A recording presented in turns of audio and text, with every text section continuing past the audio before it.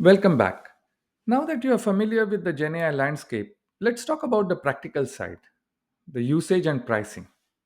Don't worry, we'll keep it clear and simple, ensuring you understand how to access these powerful tools without overspending. Think of GenAI usage like using mobile data on your phone plan. Just as data is measured in megabytes or gigabytes, in the world of GenAI, everything is measured in tokens. Tokens represent chunks of text, either parts of words or full words. Every time you send a request, which is an input to a large language model, and receive a response or an output, you are consuming tokens, similar to how you use data when streaming a video or sending a message. Let's look at some real world pricing examples. OpenAI charges based on the number of tokens processed. For the GPT-4 model, it costs around 3 cents per thousand tokens for input and around 6 cents per thousand tokens for output. So, typical interaction with 2000 input tokens and about 1500 output tokens would cost around 15 cents. With GPT-3, the pricing is lower, around 2 tenths of a cent per thousand tokens. So the small interactions would cost you really very low, like less than a cent.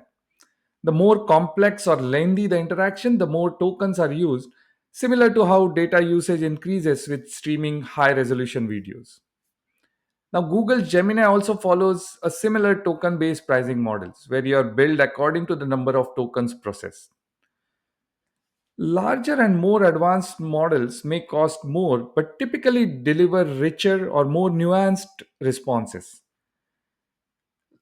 Also, like phone plans, GenAI models offer different tiers. So, OpenAI ChatGPT, for example, provides a free tier using GPT 3.5, though it may have some performance limitations during peak tiers.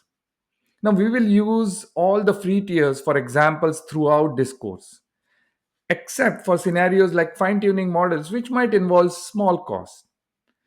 Now, generally, experimenting with GenAI can be done with really minimal expense. But it's important to manage the usage responsibly.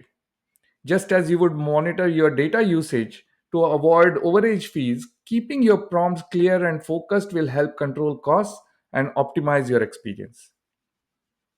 Lastly, remember that a full fledged GenAI system incurs other costs in addition to the model usage, such as cloud hosting, compute, or storage. However, for learning and experimentation, we will operate within the free tiers as much as possible, keeping your costs very low. Also, please note these prices are just examples or representative prices. You will actually need to check the latest prices from the respective websites.